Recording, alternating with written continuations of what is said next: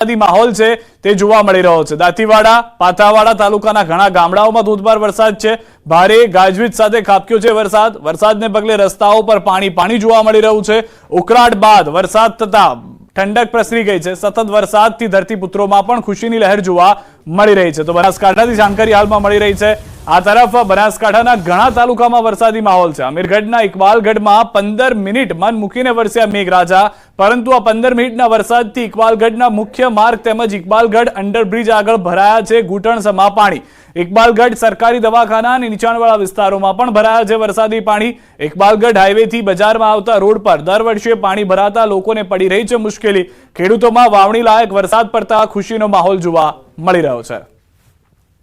તો બનાસકાંઠાના ઘણા તાલુકામાં ભારે વરસાદ। પાલનપુર હાઈવે વિસ્તારમાં ધોધમાર વરસાદ। પાલનપુરથી મલાણા જવાના રોડ પર પાણી ભરાયા છે। રોડ પર પાણી જોવા મળી રહ્યા છે। દ્રશ્યોમાં જે રીતે આપ જોઈ રહ્યા છો, વાહન ચાલકો મુશ્કેલીમાં છે। સામાન્ય વરસાદ બાદ ગામડાઓને જોડતા માર્ગ ઉપર ભરાઈ ગયા છે પાણી। રોડ ઉપર પાણી ભરાઈ રહેતા નાના વાહન ચાલકો તેમજ રાહદારીઓને ચાલવું પણ મુશ્કેલ બની ગયું છે। તો બનાસકાંઠાના મોટાભાગના તાલુકાઓમાં જોરદાર વરસાદ જોવા મળી રહ્યો છે। દ્રશ્યો જે રીતે આપ જોઈ રહ્યા છો, રસ્તા ઉપરથી નદીઓ વહેતી હોય તે પ્રમાણેના દ્રશ્યો આજના દ્રશ્યો છે। બનાસકાંઠાના અલગ અલગ તાલુકાઓમાં પરિસ્થિતિ એવી છે કે કેટલાક તાલુકામાં 15-20 મિનિટ વરસાદ આવ્યો, પરંતુ જાણે આખા દિવસનો 15-20 મિનિટમાં વરસી ગયો હોય તેવો વરસાદ આવી ગયો। કેટલાક વિસ્તારોમાં સવારથી વરસાદ શરૂ રહ્યો અને હજી પણ વરસાદ થઈ રહ્યો છે।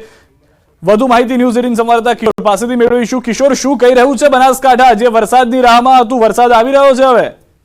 તો ચોક્કસથી સિદ્ધાર્થ, બપોર બાદ કેટલાક વિસ્તારોમાં વરસાદ વરસી રહ્યો છે, તેને લઈને ખેડૂતોમાં ખુશીનો માહોલ છે। તે ઉપરાંત જે સ્થાનિક રહીશો છે તેમને પણ જે ગરમી અને બફારો હતો તેમાંથી રાહત મળી છે। ખાસ કરીને પાલનપુર આજુબાજુના જે વિસ્તારો છે, ગ્રામીણ વિસ્તારો, ત્યાં વરસાદ શરૂ થયો છે। તે ઉપરાંત જે ઇકબાલગઢ તેમજ અમીરગઢના જે વિસ્તારો છે ત્યાં પણ વરસાદ વરસી રહ્યો છે। તે ઉપરાંત સમગ્ર બનાસકાંઠા જિલ્લામાં વરસાદી માહોલ અત્યારે જોવા મળી રહ્યો છે। સિદ્ધાર્થ, આભાર કિશોર સમગ્ર માહિતી બદલ। તો બનાસકાંઠાના અલગ અલગ તાલુકાઓમાં જે પરિસ્થિતિ છે, કેટલાક રસ્તાઓ જાણે નદીઓમાં પરિવર્તિત થઈ ગયા હોય તેવું પણ જોવા મળી રહ્યું છે। આ તરફ દ્વારકાથી જાણકારી। દ્વારકામાં વાદળછાયા વાતાવરણ વચ્ચે દરિયામાં ભારે કરંટ આવ્યો છે। દરિયો ગાંડોતુર બન્યો હોય તેમ કિનારે ઊંચા મોજા ઉછળી રહ્યા છે। ગોમતી ઘાટ કિનારે બહોળી સંખ્યામાં યાત્રિકો ગરમીમાંથી રાહત મેળવવા ઉછળતા મોજા વચ્ચે આનંદ લેતા પણ નજરે પડ્યા હતા। દ્વારકાનો દરિયો ગાંડોતુર બન્યો હોય, કિનારે 15 ફૂટ ઊંચા મોજા ઉછળતા જોવા મળી રહ્યા છે। દ્વારકાના દ્રશ્યો મેં આપને બતાવી રહ્યા છે કે જ્યાં આગળ લોકો દર્શને પણ ગયા હતા, ભારે બફારાનો સામનો કરી રહ્યા હતા। વરસાદ નહોતો તેટલો, પરંતુ દરિયાને આ કરંટ જે છે તે સ્પષ્ટ અહીંયા જોવા મળી રહ્યો છે। 15 ફૂટ ઊંચા મોજા ઉછળી રહ્યા છે।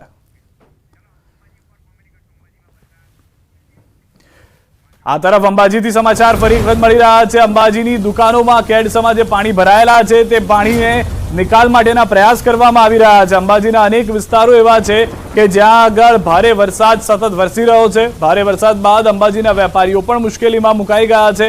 પાણીના નિકાલની વ્યવસ્થા નહીં થતા વેપારીઓ પરેશાન થઈ ગયા છે। ફરી એક વખત ન્યૂઝ 18 સંવાદદાતા મહેન્દ્ર પાસે જઈશું। મહેન્દ્ર, જે રીતે દુકાનોની પરિસ્થિતિ હતી, હવે રસ્તાઓ પણ નદીઓ બની ગયા છે।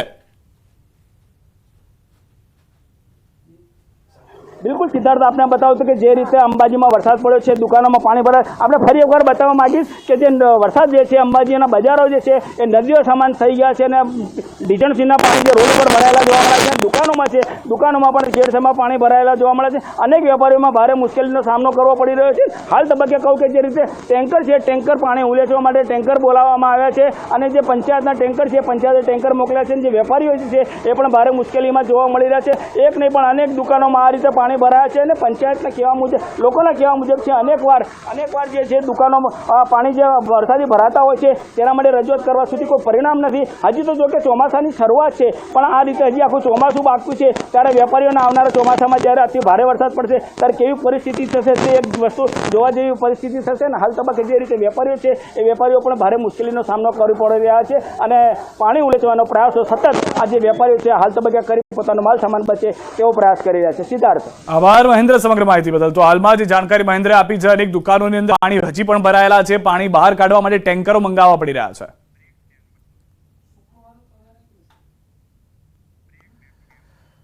હાલ રોકાઈશું એક વિરામ માટે। આપ જોડાયેલા રહો ગુજરાતની number 1 news channel news 18 Gujarati સાથે।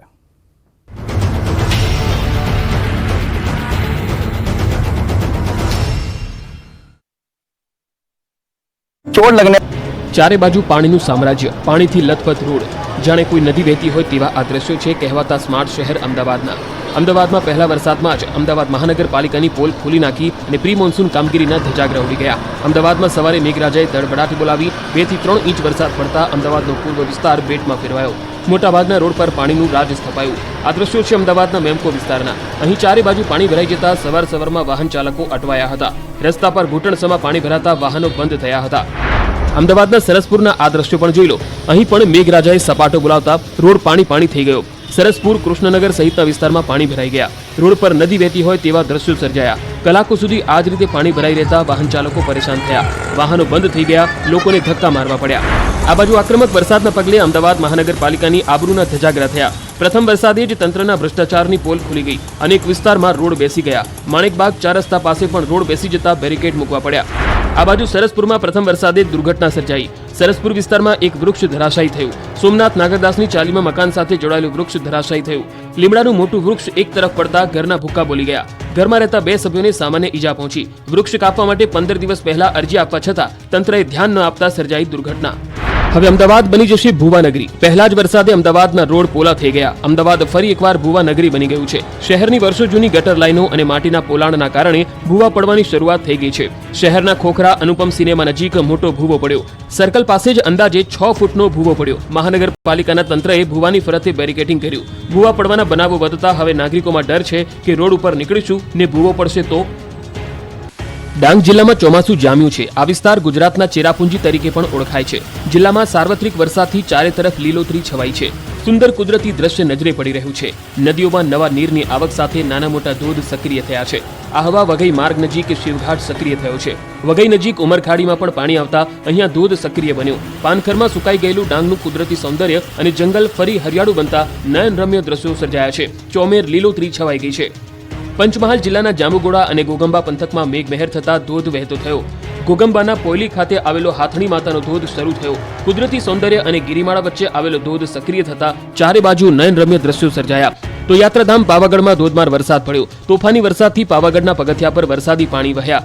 ડુંગર ઉપર મુશળધાર વરસાદ વરસતા પગથિયા પર જાણે કે નદી વહેતી હોય તેવા દ્રશ્યો જોવા મળ્યા. વરસાદી પાણી વહેતા હોય એવા મનમોહક દ્રશ્યો સામે આવ્યા. આ તરફ પાવાગઢનો ડુંગર વરસાદી માહોલમાં રળિયામણો બન્યો. પાવાગઢ ડુંગર પર કુદરતી સૌંદર્ય પૂર બહારમાં ખીલી ઉઠતા દર્શનાર્થીઓ પણ ખુશ થઈ ગયા. વરસાદ અને વાદળો વચ્ચે ડુંગર જાણે અદ્રશ્ય થઈ ગયો હોય તેવા દ્રશ્યો જોવા મળ્યા. બીજી તરફ યાત્રાધામ પાવાગઢમાં વરસાદી માહોલ રહેતા રોપવે સેવા પણ બંધ કરી દેવામાં આવી. રોડ ભરાયેલા પાણીના આ દ્રશ્યો છે હિંમતનગરના. ઉત્તર ગુજરાતમાં પણ મેઘરાજાએ પધરામણી કરતા સાબરકાંઠા, હિંમતનગર, પ્રાંતિજ સહિતના શહેરોમાં તોફાની વરસાદ પડ્યો હતો. વરસાદે દબદબાટી બોલાવતા હિંમતનગરના રોડ પર પાણી ભરાઈ ગયા. મોટાભાગના રોડ પર પાણીનું રાજ છવાઈ ગયું. પ્રથમ વરસાદે જ તંત્રની પોલ ખુલ્લી પડી ગઈ.